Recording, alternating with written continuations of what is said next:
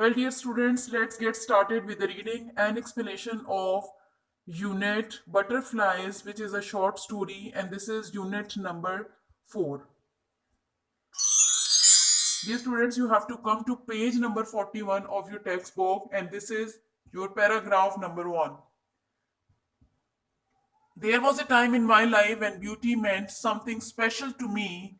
I guess that would have been when I was about 6 or 7 years old, just several weeks or maybe a month before the orphanage turned me into an old man. So, you must know the meaning of orphanage, which I have just told to you. Orphanage is residential institution that provides care and support and shelter to children who have lost their parents or families. So, such institutional or residential things are created, or places are created just to support for children who have lost their parents. And in such institutions, such children are taken care of. So, there was a time in my life when beauty meant something special to me. So, the setting of the story, as we are doing a short story which includes setting, beginning, and it has a plot, it has characters. So, the setting of the story, by reading the first paragraph, we get to know that it is about orphanage. Orphanage is a residential institution. So, the setting of the story is orphanage.